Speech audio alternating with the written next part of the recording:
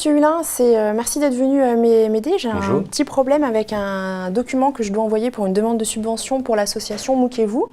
Et j'aimerais bien mettre en page un petit peu mieux et ça me prend un temps fou à chaque fois de changer toute la police, tous les styles de mon document. Je le fais à chaque fois un par un.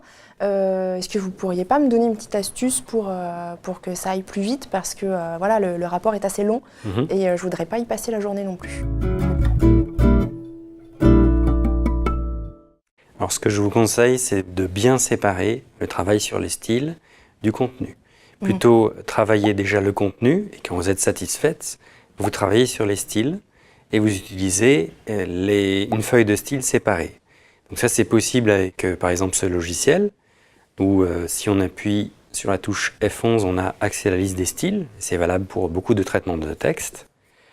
Je vais cliquer sur un titre et je vais modifier mon style en faisant par exemple ici un clic droit sur mon style modifier.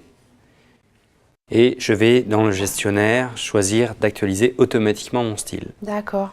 Voilà.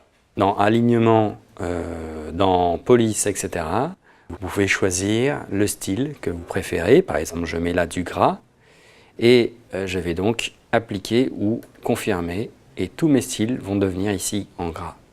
D'accord. Tout mon titre de niveau 2. À condition que vous ayez bien défini que chacun des titres correspond au style de titre 2. Ok? Ça ira comme ça? Oui, très bien. Et j'ai un autre petit souci, j'ai un tableau que j'aimerais inclure dans le rapport d'activité, le budget prévisionnel. Et donc, quand je copie et que je le colle dans le budget prévisionnel, il y a un problème d'homogénéité. J'aimerais bien corriger ce problème d'homogénéité et de le rendre, de le mettre dans le même style que le texte. Est-ce que vous pouvez faire le coupé-coller de votre feuille de tableur dans le traitement de texte? Oui. Voilà. Ah, c'est horrible. Voilà. Effectivement, donc on voit que le tableur se superpose sur le texte.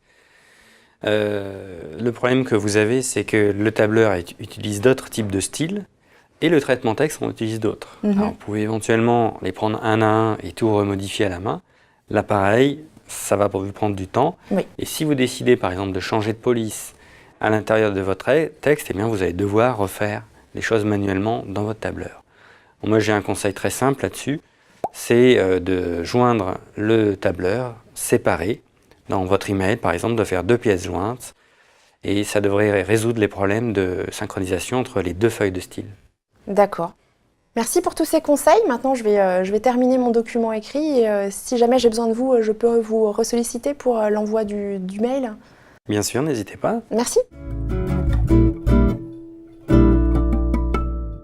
Bonjour Monsieur Hulin, effectivement j'ai besoin de vous parce que j'ai reçu l'email, une réponse de la collectivité qui me dit « Bonjour madame, suite à votre courriel précédent, nous ne comprenons pas l'objet de votre demande et n'avons pas pu ouvrir vos fichiers. Pouvez-vous préciser le service auquel vous vous adressez ?» Est-ce qu'on peut regarder votre email, l'email que vous avez envoyé? Absolument. Voilà. Alors j'ai écrit « Bonjour, afin de valoriser mon association MOOC et vous, dont le but est de diffuser l'offre des MOOC actuels, je vous sollicite pour obtenir de l'aide concernant ce projet. Le MOOC signifie Massively Open Online Courses. » Ok, alors, donc effectivement, vous avez un email assez long qui explique d'abord ce qu'est que les MOOC et ce que c'est que l'objet de votre association. Et ensuite, vous terminez en expliquant logiquement que vous demandez, en raison de cette activité, de l'argent.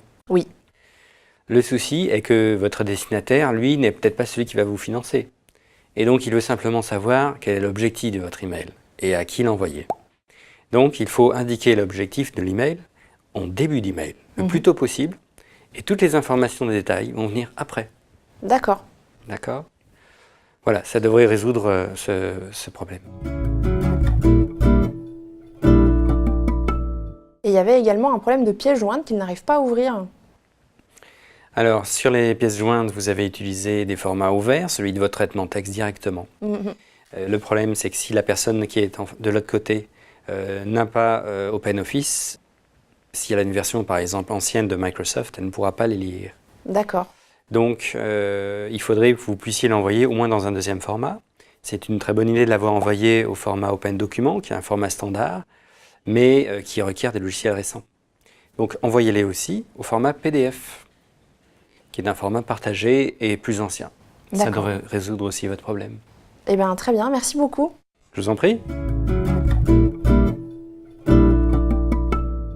En résumé, 3 points. Premièrement, séparez la forme du fond. Rédigez d'abord votre texte et faites ensuite la mise en page, en utilisant des feuilles de style. Deuxièmement, privilégiez des formats ouverts, par exemple le format Open Document, qui est un format universel. Mais adaptez-vous aussi à votre interlocuteur en utilisant par exemple le format PDF. Troisièmement, respectez les 3 règles fondamentales de la communication. Clarté, pertinence et sincérité, car il est important que votre interlocuteur ait confiance en vous